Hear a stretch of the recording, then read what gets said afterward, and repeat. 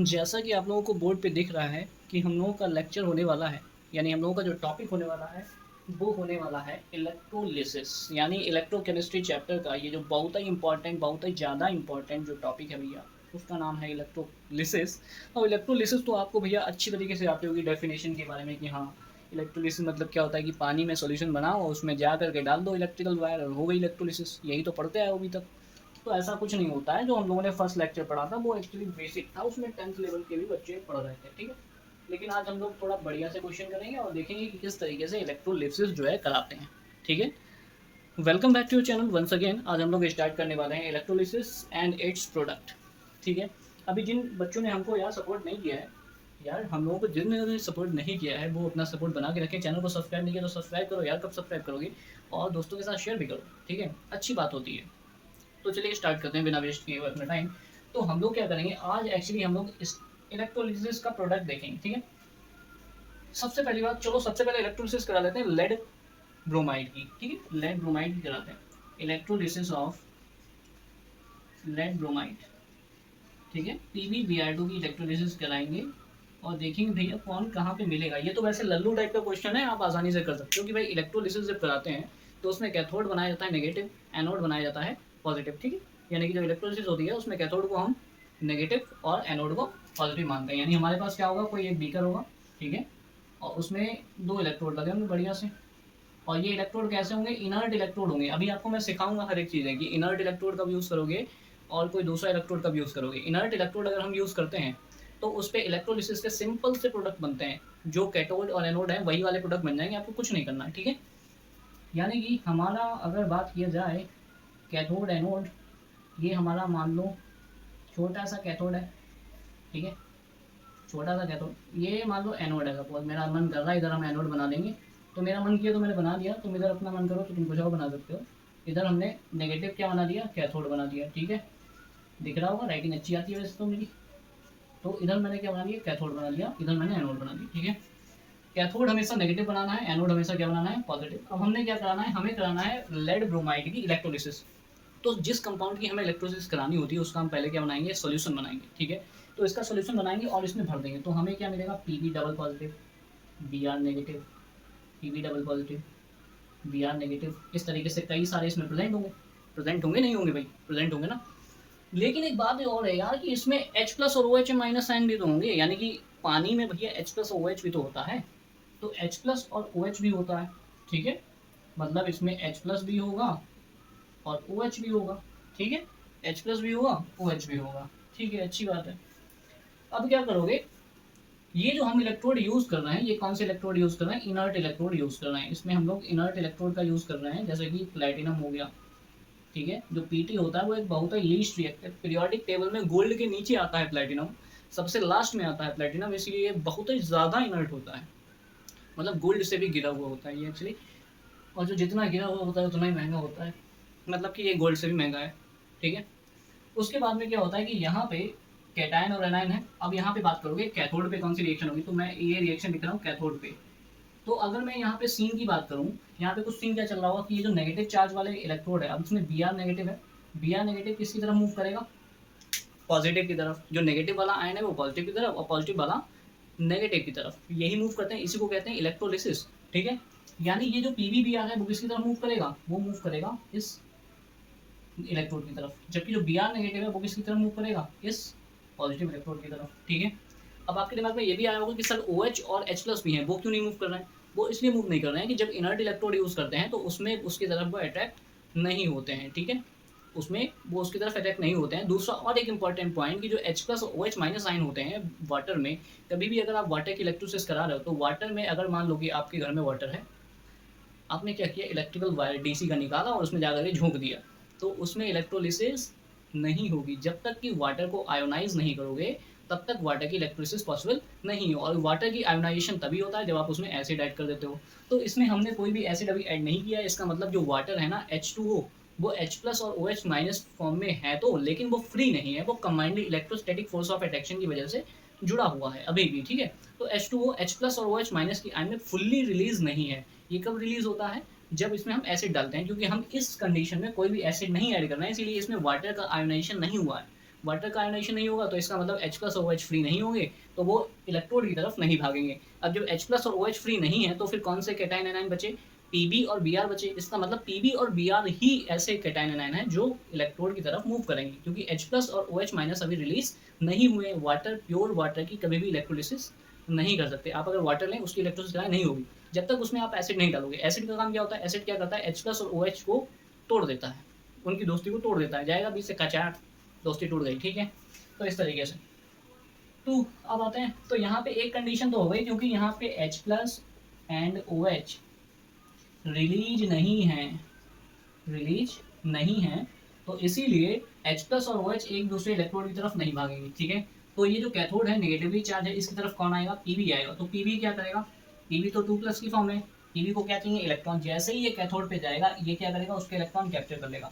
भाई Pb गया, वो जैसे इलेक्ट्रोड पे जाएगा, इलेक्ट्रोड क्या करेगा? भाई अपना इलेक्ट्रॉन एक इसको दे दिया, जिस उसको जितने इलेक्ट्रॉन चाहिए वो इलेक्ट्रोड की रॉड से ले लेगा और वहां जाकर के डिपॉजिट हो जाएगा, ठीक है।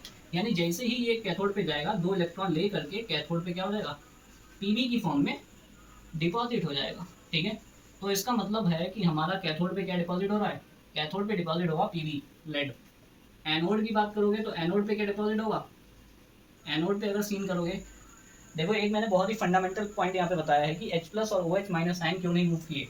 H प्लस और OH माइनस आयन तभी मूव करते हैं जब वो फ्री होंगे, और फ्री कब होंगे? जब उनमें एसिड डालोगे। एसिड नहीं डालोगे तो इसका मतलब H प्लस और OH आयंस आयोनाइज नहीं होंगे, ठीक है। वाटर का आयोनाइजेशन सिर्फ एसिड डालने पे होता है, क्लियर। तो दूसरा इंपॉर्टेंट पॉइंट, अब देखो Br नेगेटिव है, वो किसकी तरफ मूव करेगा? Br नेगेटिव कहेगा भाई मेरे पास इलेक्ट्रॉन ज़्यादा है, कोई ले लो, ठीक है। तो वो जाएगा और इलेक्ट्रॉन डोनेट कर देगा जा करके, और किसकी फॉर्म में चलाएगा? Br नेगेटिव की। Br नेगेटिव ने एक इलेक्ट्रॉन दे दिया तो Br की फॉर्म में। अब क्योंकि हम Br को Br लिखते ही नहीं है, हम क्या करेंगे? 2 से मल्टीप्लाई, इस पूरे को 2 से मल्टीप्लाई कर लेंगे तो ये क्या हो जाएगा? 2Br negative reaction Br2। 2Br नहीं लिखेंगे, Br2 लिखेंगे because it is a non metal, plus 2 electron, ठीक है। ये हमारी बैलेंस हो गई। अब यहाँ से 2 इलेक्ट्रॉन निकल रहे हैं, 2 इलेक्ट्रॉन ये यूज कर रहा, ओवरऑल हमारी रिएक्शन क्या हो गई? बैलेंस हो गई। तो इस तरीके से this is the electrolysis product of the lead will be deposited at cathode and the bromine gas will be deposited at anode during the electrolysis of the lead bromide. Are you getting me? ठीक है। यहाँ पे H और OH क्यों नहीं आए, इस चीज़ को आपने नोट किया होगा, और आई होप इसको नेक्स्ट वाले टॉपिक में देखेंगे। So just wait for 1 minute.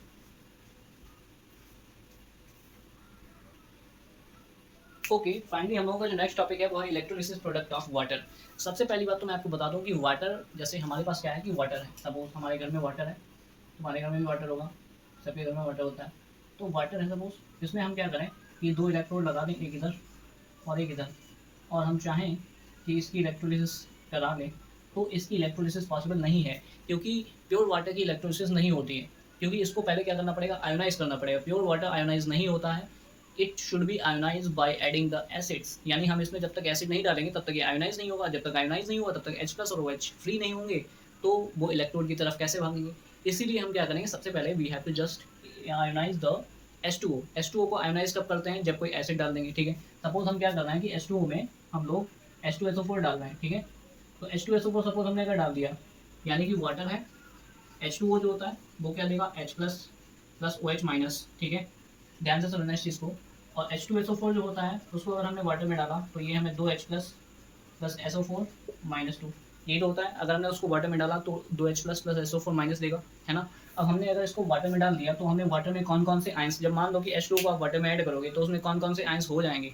तो एक तो H प्लस होगा, एक OH होगा, और एक SO4 भी तो होगा। एक डायग्राम से बहुत छोटा बना है, थोड़ा बड़ा बनाते हैं, ठीक है। बढ़िया सा diagram, I am sorry for bad writing, ठीक है। तो यहाँ पे 2 इलेक्ट्रोड है, 2 इलेक्ट्रोड कोई बना दिए बढ़िया से, OH भी होगा, H प्लस भी होगा, SO4 माइनस 2 भी होगा, ठीक है। SO4 माइनस 2 मान लो यहाँ भी है। तो ये वाला हमारा सपोज एनोड है और ये वाला हमारा कैथोड है, और हम लोग कराने जा रहे हैं इलेक्ट्रोलिसिस, ठीक है। तो अब हमें इसमें बताना पड़ेगा what will be the electrolysis product. तो आप अब झूम जाओगे, जो भी यहाँ पे इस तरीके से पढ़ के आया है यहाँ पे कि भाई इलेक्ट्रोलिसिस कराने पे H2 और O2 मिल जाएगा, बट एक्चुअली में कैसे मिलेगा? ये इलेक्ट्रोड कौन से हैं? ये इलेक्ट्रोड आपके प्लैटिनम इलेक्ट्रोड ही हैं, इनर्ट इलेक्ट्रोड का ही यूज़ किया है हमने।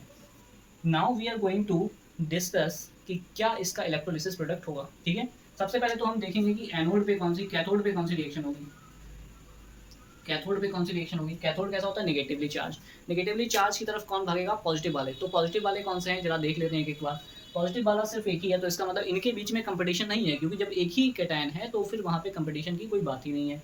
ठीक है, अगर दूसरी बात, अगर कैटायन एक से ज़्यादा होते, ठीक है, if more than one cation, more than one cation, ठीक है, तो लीस्ट रिएक्टिव जो होगा, लीस्ट रिएक्टिव, ध्यान से सुनना, अगर एक से ज्यादा कैटायन हो, जैसे मान लो कि हमारे पास H प्लस भी होता, हमारे पास Na भी होता, तो उसमें जिसकी रिएक्टिविटी कम होती है अकॉर्डिंग टू रिएक्टिविटी सीरीज, वो आयन जल्दी डिपॉजिट हो जाता।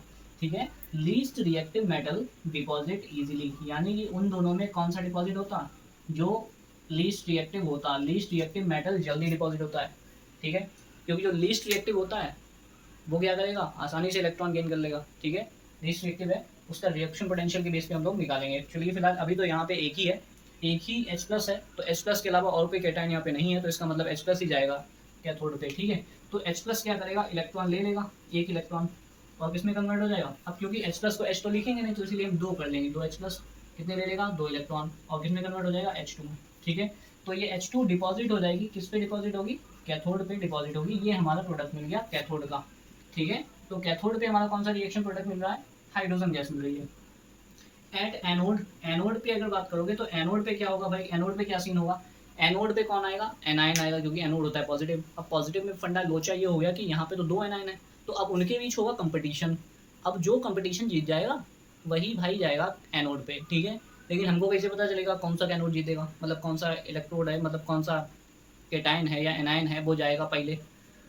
तो जो इजीली होगा, जिसकी रिएक्टिविटी कम है, मैंने बताया ना जिसकी रिएक्टिविटी कम है वो इजीली डिनोट मतलब डिपॉजिट हो जाते हैं। तो जो एनायन है, एनायन के केस में आपको याद रखना, सल्फेट, नाइट्रेट और क्लोरीन, ब्रोमीन, आयोडीन और COH। ठीक है, जो sulphate, nitrate, chlorine, bromine, iodine और OH होते हैं, इसका एक ट्रिक है, सोना कल बाहर आई, ओह क्या बात है। ठीक है, सोना कल बाहर आई, ओह क्या बात है। तो सोना, सोना कल बाहर आई, ओह, ओह मतलब ओह क्या बात है, सोना कल बाहर आई। तो इस तरीके से इसको हम ट्रिक के माध्यम से मान सकते हैं। अब यहाँ पे क्या है कि ये जो टॉप टू बॉटम देख रहे हो, ये वाला, ये इजिली रिएक्टिव, इजिली डिपॉजिट होगा, यानी सबसे पहले कौन डिपॉजिट होगा, जिसकी रिएक्टिविटी सबसे कम है। ठीक है, इसकी रिएक्टिविटी सबसे कम है, तो ये क्या होगा, इजिली डिपॉजिट होगा, इजिली डिपॉजिटेड, यानी कि OHCl, Bri, NO2, NO3 और SO4 में सबसे पहले डिपॉजिट कौन होगा, OH डिपॉजिट होगा, उसके बाद I, फिर Br, Cl, NO3, फिर SO4। अब हम कंपेयर करेंगे, हमारे पास देखो कौन कौन से आयन है, SO4 भी है और दूसरा OH भी है, OH एंड SO4-2, 2 एनायन है हमारे पास। लेकिन अकॉर्डिंग टू दिस ट्रिक कौन सा OH जाए, कौन सा एनायन जाएगा एनोड की तरफ, जो आसानी से इलेक्ट्रॉन दे देगा, आसानी से जो इलेक्ट्रॉन दे देगा वही जाएगा एनोड की तरफ। तो आसानी से ये इलेक्ट्रॉन देगा, तो इसका मतलब ये एनोड पे जाएगा, और जब ये एनोड पे जाएगा तो ये किस में कन्वर्ट हो जाएगा, OH में। तो यहाँ पे 2 ले लेते हैं, तो 2 OH ले लेगा। ठीक है, और 2 इलेक्ट्रॉन इसमें दे दिए। ठीक है, 2 इलेक्ट्रॉन। अब ये 2 OH मिल करके, एक OH प्लस एक OH मिल करके यहाँ से H2O बना लेते हैं। सिंपली फंडा है, वो सपोज H2O निकलेगा, सॉरी यहाँ से OH प्लस OH, ठीक है, H2O, मतलब ये 2 OH से एक H2O बनता है। मॉलिक्यूल होते हैं ना आपस में, जब तक कि वो अनस्टेबल रहते हैं तब तक एक दूसरे घुटम घुट मतलब रिएक्ट करते रहते हैं, तब तक बिल्कुल रिएक्ट करेंगे जब तक कि फाइनल प्रोडक्ट नहीं बन जाएगा। ठीक है, तो ये OH क्या करेगा, अपने ही OH, 2 OH मॉलिक्यूल की रिएक्शन में कई सारे मॉलिक्यूल होते हैं, तो 2 OH क्या करेंगे, एक H2O बनाएंगे, एक H2O बन जाएगा इनसे, और एक ऑक्सीजन बची है ना, तो एक ऑक्सीजन भैया लोनली लोनली फील करेगा। अब एक ऑक्सीजन, क्योंकि ऑक्सीजन को हम तो O2 लिखते हैं, तो इसका मतलब हमें क्या करना पड़ेगा, यहाँ से 2 से मल्टीप्लाई, इस पूरी को 2 से मल्टीप्लाई करोगे तो इसका मतलब ये पूरी इक्वेशन में क्या होगी, 2 से मल्टीप्लाई। जब हमारी ये इक्वेशन 2 से मल्टीप्लाई होगी तो इसको क्या मैं ये लिख सकता हूँ 4OH, इसको क्या मैं ये लिख सकता हूँ 4OH, इसको मैं क्या लिख सकता हूँ 4 इलेक्ट्रॉन। क्लियर, अब 4OH अगर है यहाँ पे तो 2OH 2OH 2H2O, और इसको मैं फाइनली क्या लिख दूंगा O2। क्लियर, तो हमारा देखो फाइनल जो एनोड पे प्रोडक्ट है वो क्या बना, एक तो ये प्रोडक्ट बनना है H2O, और एक बनना है ये। अब H2O से तो हमें कोई मतलब ही नहीं है, क्योंकि ये तो हमने ऑलरेडी सोल्यूशन में ले ही रखा है, H2O तो ऑलरेडी है ही। उसके साथ में और क्या बनना है, उसके साथ में और बनना है ऑक्सीजन, यानी oxygen will be deposited at anode. ठीक है, तो हमारे इलेक्ट्रोलिसिस में कौन से प्रोडक्ट हो गए, एक तो H2 मिलेगा हमें कैथोड पे और O2 मिलेगा हमें एनोड पे। तो इस तरीके से हमने ये देखा कि अगर कैटायन और एनायन एक से ज़्यादा होते हैं तो उनके बीच कंपटीशन होता है इलेक्ट्रोड्स पे पहुंचने के लिए। तो इलेक्ट्रोड्स पे वही पहुंचेगा जिनकी रिएक्टिविटी होगी कम, वो आसानी से डिपॉजिट हो जाएंगी। जो आसानी से डिपॉजिट होने की क्षमता रखेगा वो पहिया पहले पहुंचेगा इलेक्ट्रोड पे। ठीक है, और ट्रिक मत भूल जाना कहीं, सोना कल बाहर आई ओ। ठीक है, thank you so much for watching. आगे भी इलेक्ट्रोलिसिस का एक लेक्चर और आएगा क्योंकि ये लेक्चर काफी ज्यादा बड़ा होने जा रहा है और बड़े लेक्चर आप देखते नहीं है। Thank you so much. And अगर अभी तक चैनल को सब्सक्राइब नहीं किया तो यार सब्सक्राइब करो, लाइक करो, दोस्तों के साथ शेयर भी करो।